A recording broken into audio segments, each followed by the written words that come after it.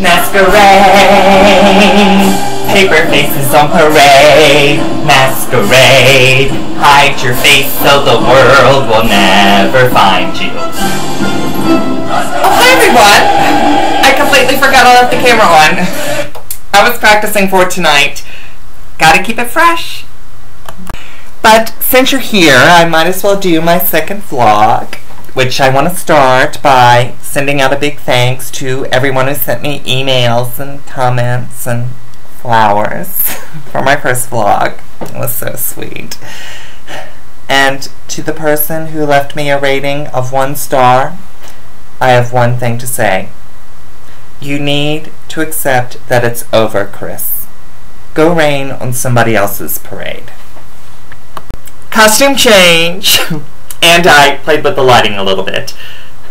Anyway, I thought I'd tell you about going down to DC recently to see the Broadway-bound production of West Side Story. I went down there with my friend Frenchie, who was on break from the national tour of Legally Blonde. Maybe you've seen her. And although we had fun, I can't say it's the best idea to go on a 5-hour road trip with a friend who's quitting smoking and on a diet and pissed because she just lost out on a movie role. Oh, and when this friend tells you that she just needs to stop in on her brother in Baltimore, don't do it, because the brother will be living in a crack house. Anyway, we finally got to the theater and I was so excited because I love visiting theaters. I mean, on the whole way down there, when I wasn't putting out the latest Frenchie fire, I was thinking, the National Theater, Washington, D.C., it's going to be big and historic and a show in itself. And it was a show in itself, only that show was called Where the Hell Am I? Because this sure ain't New York. I mean, these walls were swimming pool green and the curtain corn yellow, and there were hardly any decorations anywhere.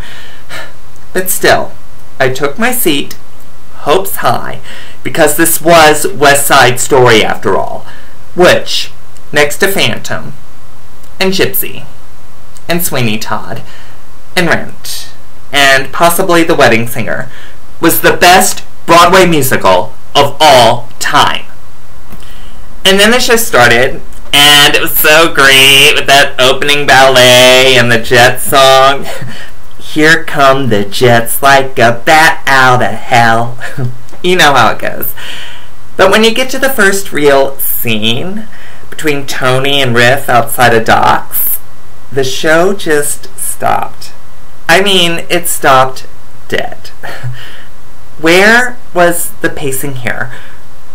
Arthur Lawrence, if you're watching this, I know you're a genius. I loved Gypsy with Patti LuPone, but this is not spot on. And I'm not just saying that because you didn't like my audition. And finally, I really want to say something about all the Spanish in the second act.